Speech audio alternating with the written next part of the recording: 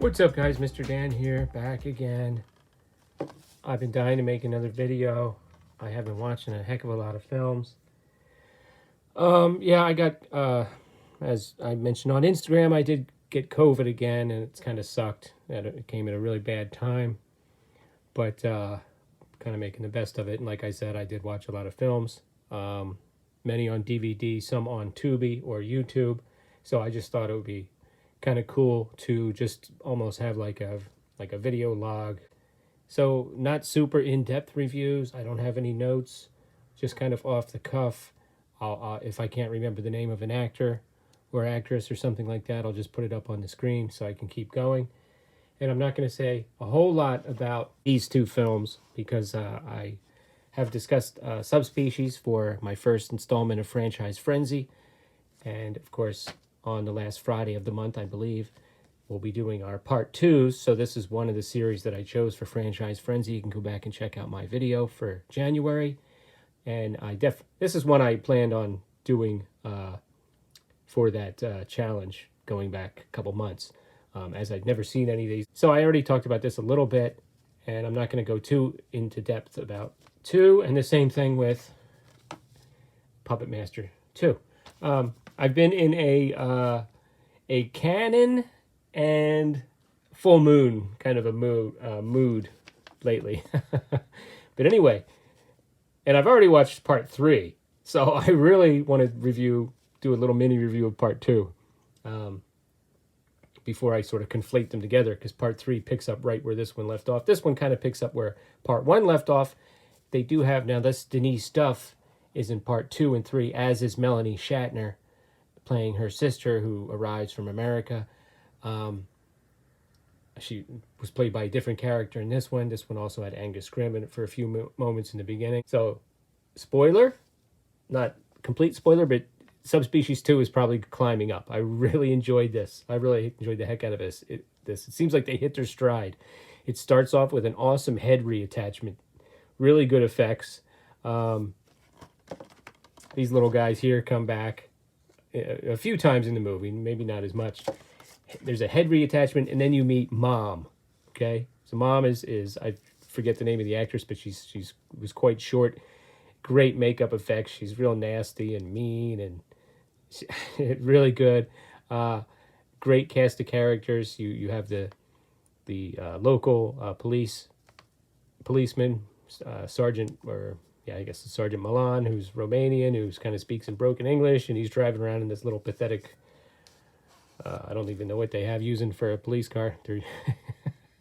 But he can be kind of comical sometimes. And then she continues working with a guy from the embassy, or she meets a guy from the embassy, and they're trying to basically solve the mystery of her sister's disappearance, and they're learning more about this vampire legend.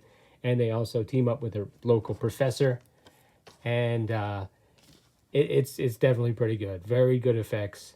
I certainly enjoyed it more than the first one, and I was surprised by that. And basically, this involves the Bloodstone.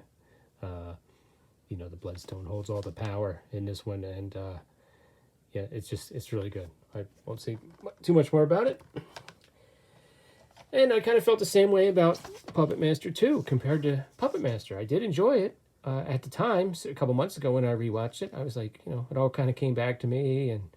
And Toulon, played by William Hickey in this one. He's played by someone else in this one, in part 2. And he's going by a different name. And he kind of looks like the Invisible Man, the way he's all wrapped up. He just kind of walks in the cast. And they're like, oh, who the heck are you? But he's pretty cool. Anyway, getting back to Puppet Master, yeah, I enjoyed it. It just, I thought I'd just go through all of these and keep going. I've got some of the other sequels, standalone sequels, in my collection as well. And I was like, I wasn't really feeling it. So I was like, all right, let's throw in Puppet Master 2, and because I got to do that for part 2s. Yeah, definitely enjoyed this more than the first one. We were introduced to Torch. On the back, it says that Leech Woman is back. I don't remember that. But Torch is an awesome looking guy. Obviously, he's got pyrotechnics. His face is cool. He's got bullets for teeth. Very cool. You got some of the other favorites, the little Pinhead and Dr. Death Dude. And It's good. More paranormal researchers come into the castle and start getting picked off. You also have a farmer couple out in the countryside. One of them is played by Buck Flowers, George Buck Flowers. You know, he was that guy that was always old in movies like They Live. So, and then there's some campers that camp nearby. So there's plenty of other victims as well. And Torch has a lot of the action. He really, well, as you can imagine, he torches a few people. I really enjoyed it. It was a lot of fun. So that one's definitely going up on the list. Maybe, you know, it depends. I haven't watched all the part twos yet, but tune in for Franchise Frenzy later in the month to find out. But yeah, there's definitely going to be some movement there. Then let's see. Let's just jump around. Boy, this movie. This is okay. It's got a spelling mistake on the cover, for goodness sake. It's supposed to be Maniac Killer, and as a matter of fact, in the end credits, unless somebody's name is Froger, they misspelled some guys on the crew whose name is Roger. I don't think his name was actually Froger. But anyway, you got some pretty good people in this. Chuck Connors, Bo Svensson. We'll get back to him in a few minutes. Robert Ginty, I guess that's supposed to be him. That's not a very good likeness. Robert Ginty from The Exterminator, Exterminator 2. This movie's a bit of a mess. There's a cult in the French countryside. This is directed by Andrea Bianchini, so I guess I'm guessing it's an Italian production, but it's definitely set in France. They have some establishing shots of the Eiffel Tower and so forth, but then the rest of it is around a castle. And you've got you know, right away you see this guy hunting this like prostitute who's gotten into an argument with her pimp, and he turns out to be the henchman, but he takes her back and ties her up, and they kind of intimate that she's really going to be tortured. Like there's some pliers that come out and start to get attached to a body part, but then later she appears to be fine, relatively fine. So this is not like a torture film. This is not like whatever that medieval one was back in the day. What the heck was that called? Anyway, it's not that.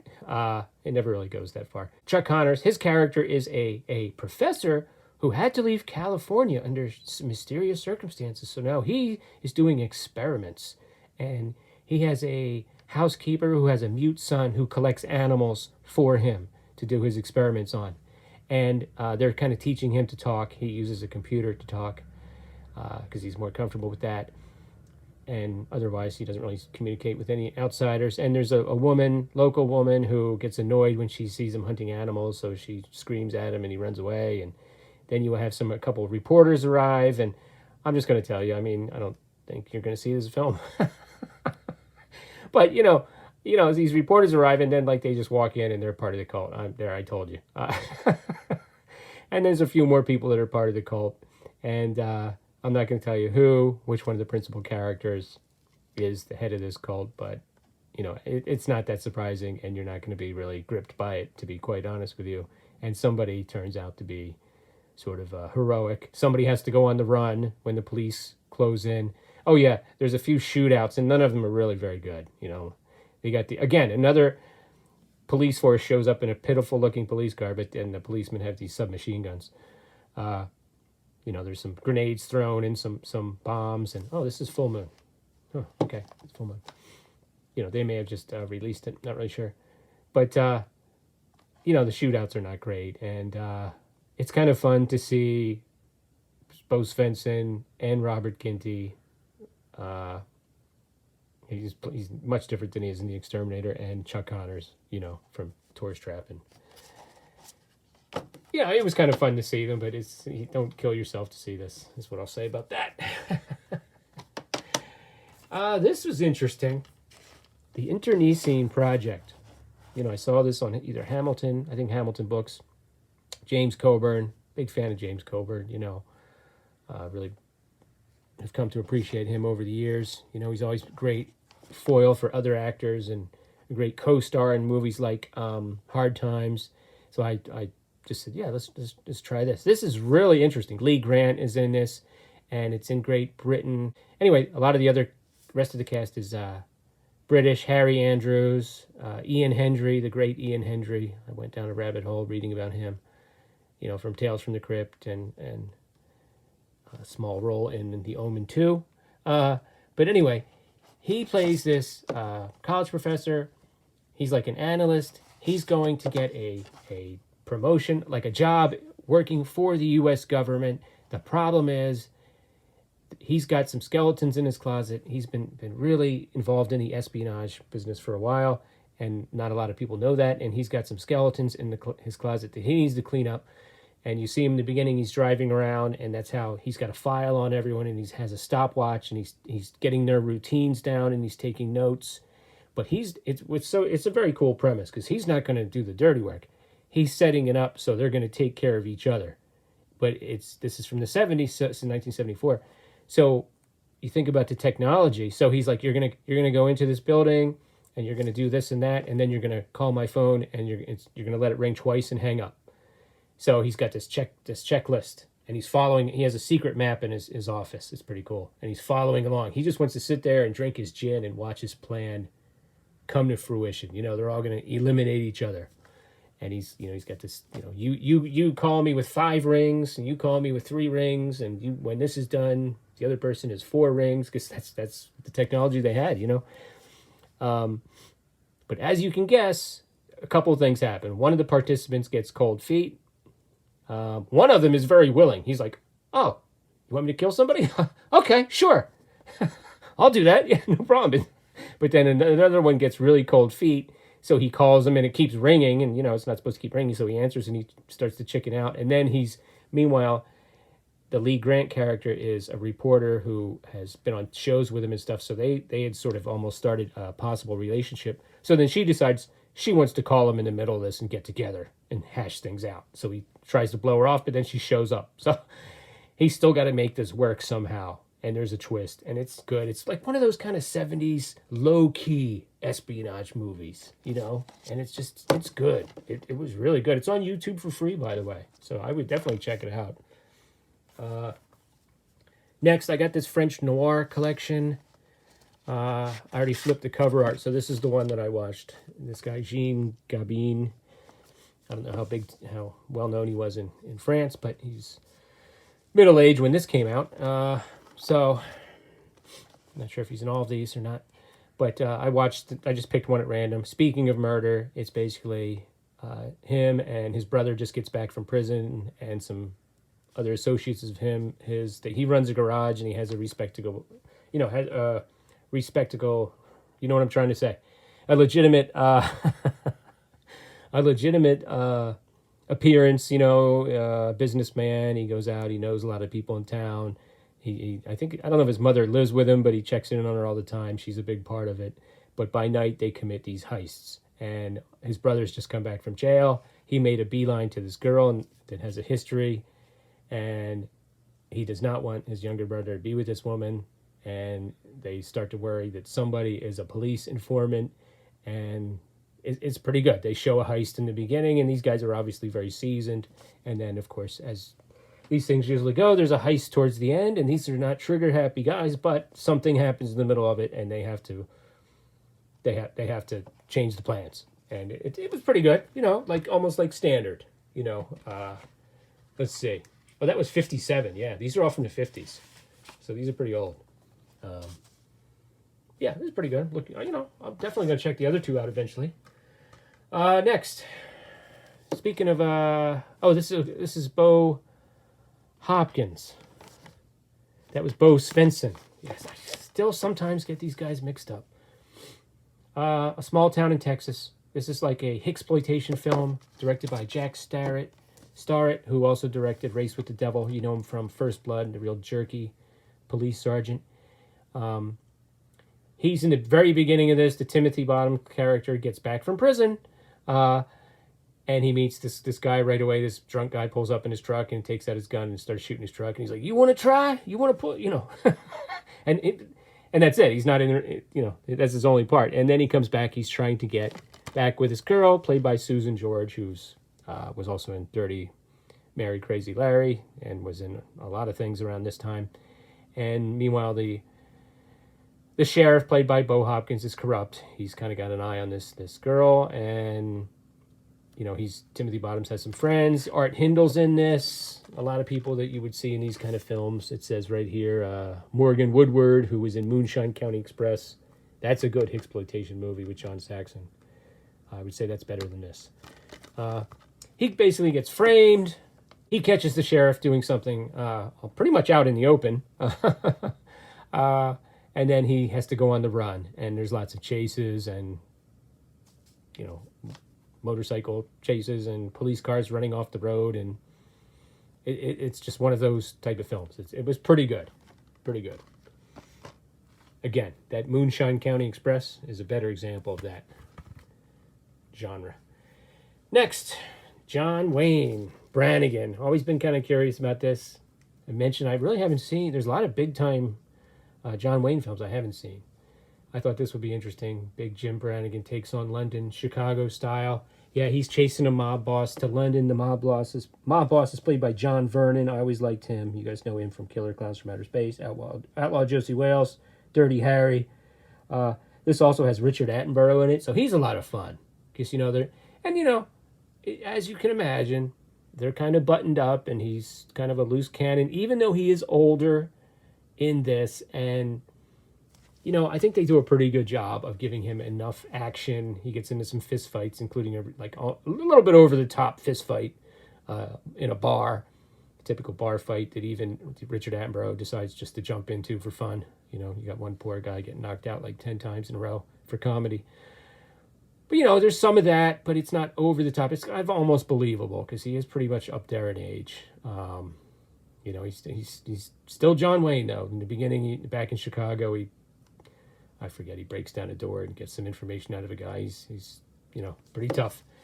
And there's a younger policewoman who's kind of his liaison. And, I kind of like the way that he even says, well, it's too bad I'm as old as I am. And he even meets her boyfriend. So that never really is even given a chance to develop because it would have been a little bit cringe. So I kind of like the way they did that. They just kind of took that off the table in a way, And it turns out he's after this mob boss, somebody kidnaps him. So there's almost like a third group, a third party. And there's lots of familiar faces in this. Mel Ferrar, Ralph Meeker, Leslie Ann Down, Judy Geeson. It's pretty good. I did enjoy it, Not my favorite cop film of the 70s, probably not quite in my top 10 or anything like that. But I did enjoy it. I'm glad I finally saw it. Next, I tried one of these spaghetti western double features. I tried The Last Gun with Cameron Mitchell. Boy, I just couldn't get into it. 126 minutes. Oh my gosh. Euro horror film favorite, Cameron Mitchell. Well, he was also in a lot of westerns. I don't know. Considered his best western. Man, I'm going to say he's probably even better westerns than this. He's an hombre. Come on. Even though he's not the main guy. It wasn't doing it for me. I don't know. I didn't quite get to the end. I got to be honest with you. I mean, I'll watch the rest of it. But I can't imagine coming back and saying anything positive about it. To be honest with you. Somebody's running around with a sack over their head, and I forget, he's got a nickname. It's so-and-so's back, and it's like, we know who it is. Okay. I am interested. I'll give the other one a shot. $4 of Revenge. Cannon. Delta Force. I saw okay, this was so weird. I watched this probably the first night I had COVID. I was like, I just need to really watch something fun with explosions.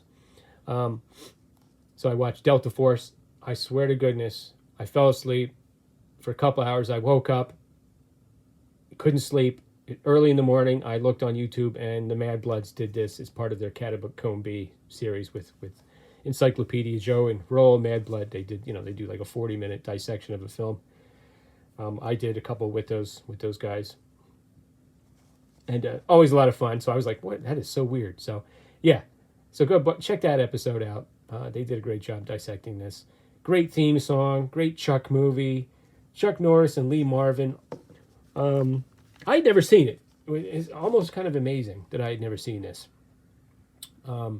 Great cast. That's what really surprised me. You got Richard Vaughn as the general. He doesn't do a whole lot but except give orders.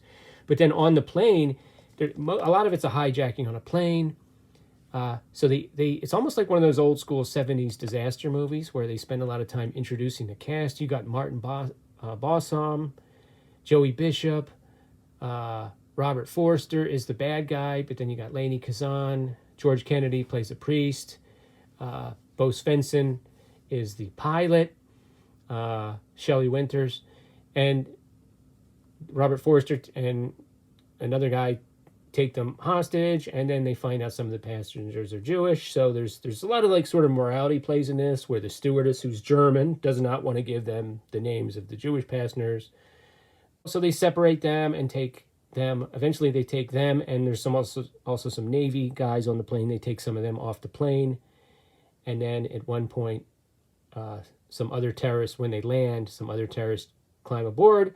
And just as meanwhile, the Delta Force is just sort of on standby. So Chuck, I mean, compared to a lot of Chuck movies, this is like an ensemble movie. He has some good parts, some good action scenes, of course, as does